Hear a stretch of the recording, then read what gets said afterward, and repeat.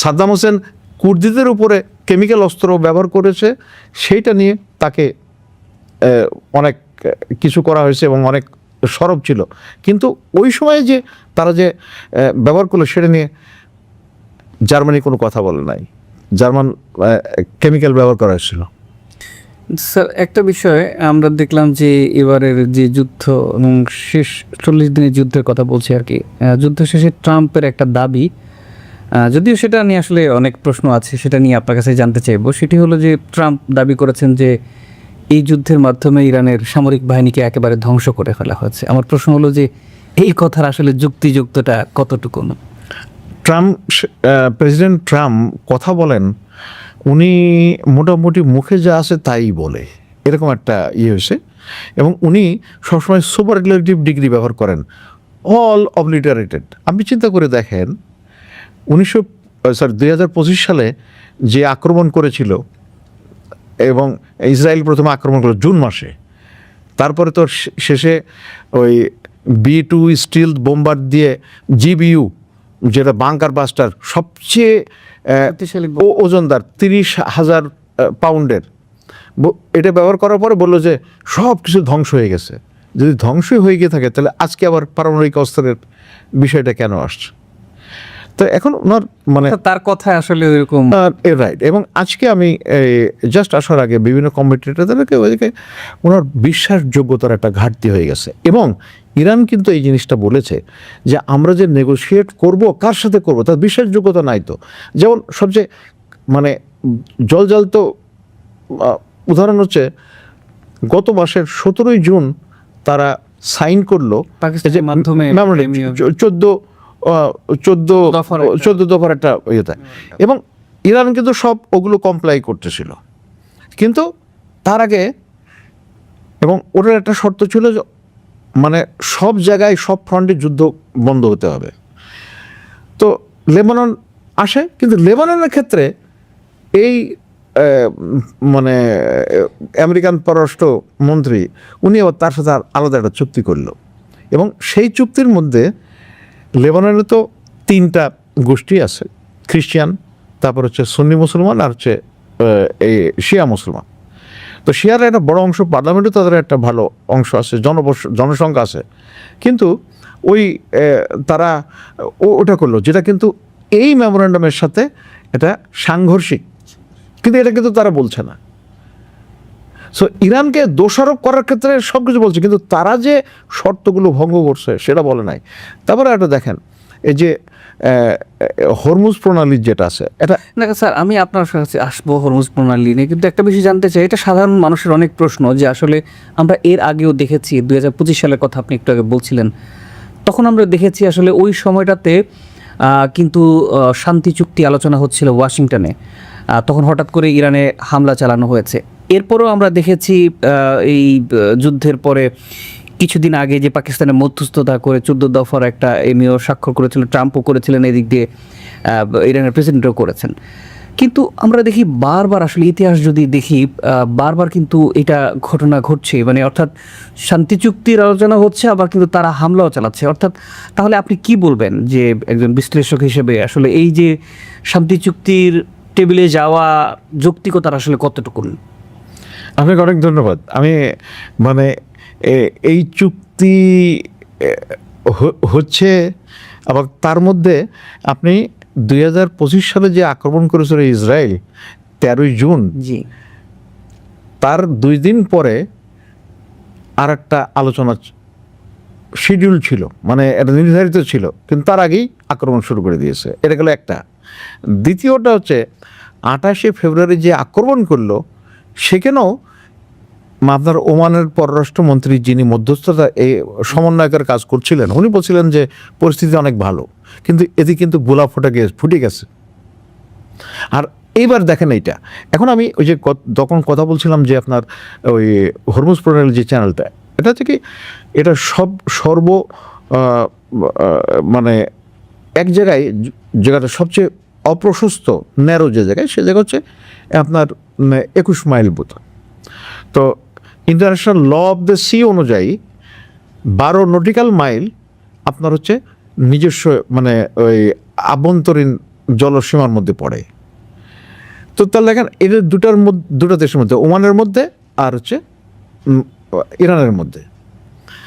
তো এখন এই শান্তি চুক্তি যখন হচ্ছে, একটা তো লেবাননে তারা বরখেলাপ করলো, আর দ্বিতীয় বরখেলাপ হচ্ছে ওই ওমানি সাইড দিয়ে ইউএস জোর করে আপনারা যে জাহাজ পাস করার চেষ্টা করলো। তার মানে শর্ত কিভাবে ভঙ্গ হচ্ছে, ওই ওই এই দুটাই কিন্তু আপনার 14 দফার মধ্যে আছে। জি। এখন শর্ত ভঙ্গ করলো ওরা, আর দোষ দিচ্ছে ইরানকে।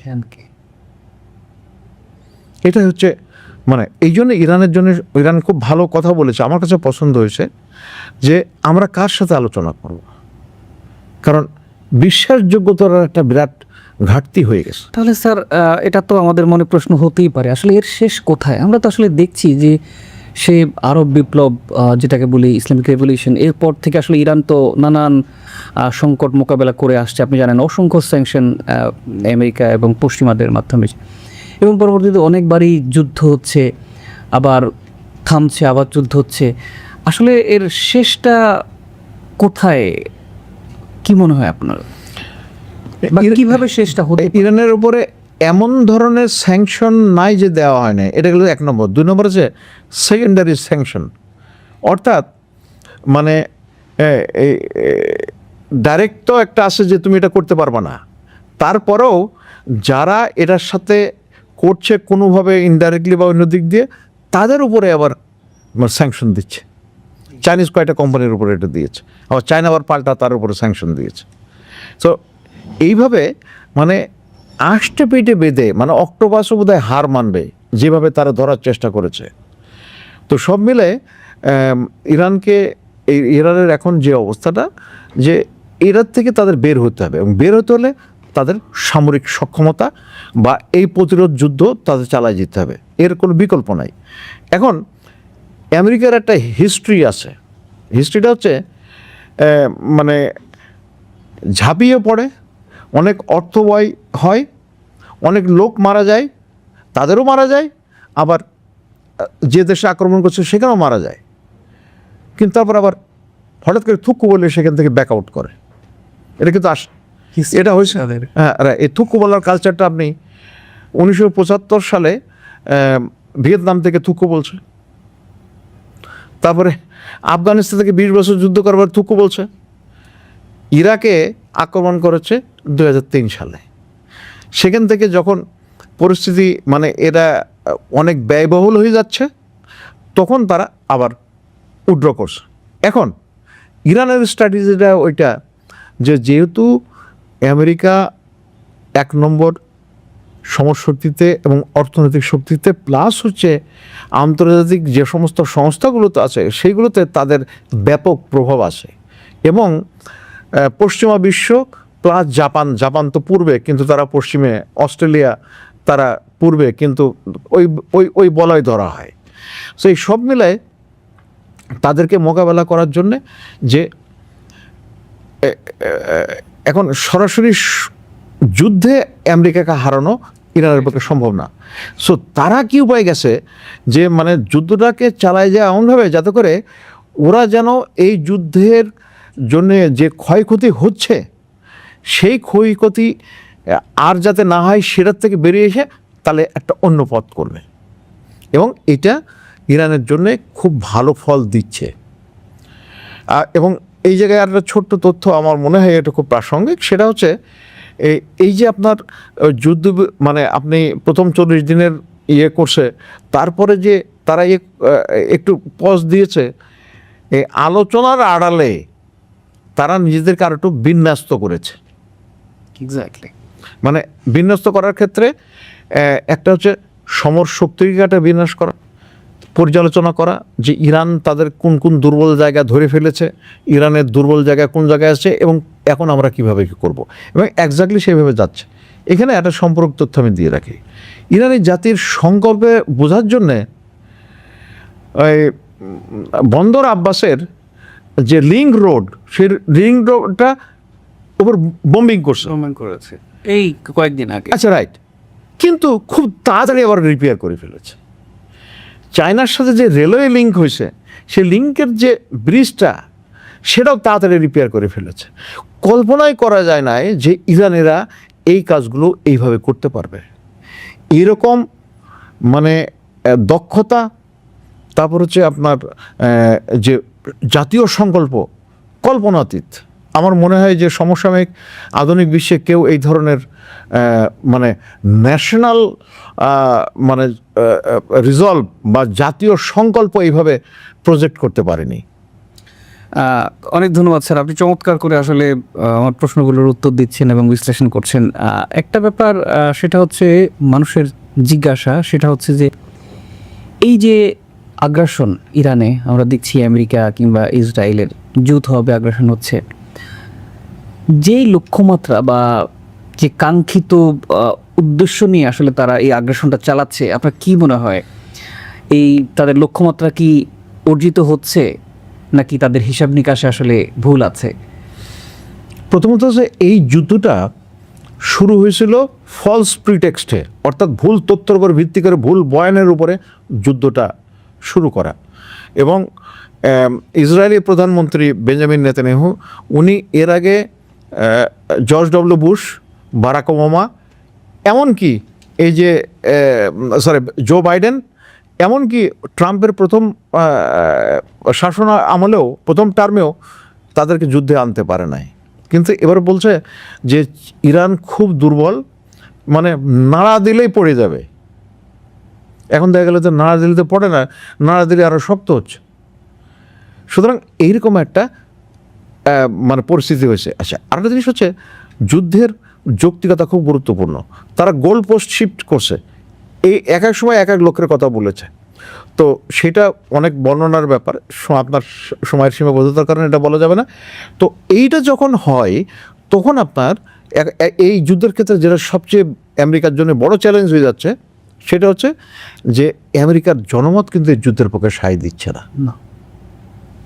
এবং যুদ্ধ বন্ধ করার জন্যে আপনার সিনেটে মানে এবং ইয়েতে দুইটাতেই তারা যে যাতে করে নতুন করে যুদ্ধে না জড়ায়, সেই জন্য তারা রেজলিউশন নিয়ে আসছে।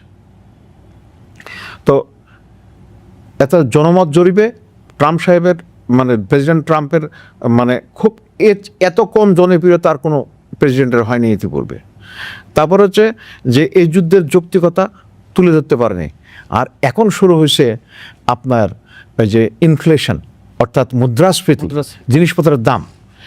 এবং এই যে ইরান যুদ্ধের যে জিনিসটা সামনে খুব একটা বেশি আসছে না, আমরা শুধু তেলের কথা বলছি, ওখান থেকে যে আপনার এই যে সার, ন্যাচারাল কেমিক্যাল যে ফার্টিলাইজার, সেইটা যদি না যায়, তার 45% আমেরিকান চাষিরা ব্যবহার করে। গত পরশুদিন একজন আমেরিকান কমেন্টেটরের আমি কথা শুনছিলাম, উনি বলছিলেন যে এই যুদ্ধ যদি মানে লম্বা হয়, দীর্ঘায়িত হয়, তাহলে পুরো পৃথিবী একটা দুর্ভিক্ষের মধ্যে পড়ে যেতে পারে। কারণ ফসল উৎপাদন বন্ধ হয়ে যাচ্ছে। তো এখন ফসল উৎপাদনের বিষয়টা এটা বোঝা যায় অনেক পরে, এটা সঙ্গে সঙ্গে বোঝা যায় না। তেমন গাড়িতে তেল না থাকলে তেল বন্ধ হয়ে যায়, কিন্তু আপনি চিন্তা করেন জমিতে আপনার পর্যাপ্ত পরিমাণ যদি সার দিলে তাহলে কি ফলনটা কম হবে, বা এটা বুঝতে একটু সময় লাগে। পানি না দিলে এটা ওই আপনার ধান বা গম ওটা মরতেও তো সময় লাগে। আর এটা আপনার গাড়িতে তেল না থাকলে গাড়ি সঙ্গে সঙ্গে বন্ধ হয়ে গেল, সুতরাং আপনি অ্যালার্ম হয়ে গেলেন। সো এরকম বহুবিধ। এখন এই জায়গায় একটা ছোট্ট কথা আমি বলি, আমেরিকার এটাকে চোরাবালিতে পড়ে, যেটা আমেরিকা নিজের ইচ্ছে আসছে ইসরায়েলের প্ররোচনায়, এসে এখন এই চোরাবালিতে যেন আর উঠতে না পারে সেই জন্যে ব্যাপক প্রচেষ্টা আছে। একটা হচ্ছে ইরানের তরফ থেকে তার মানে অস্তিত্বের যুদ্ধ,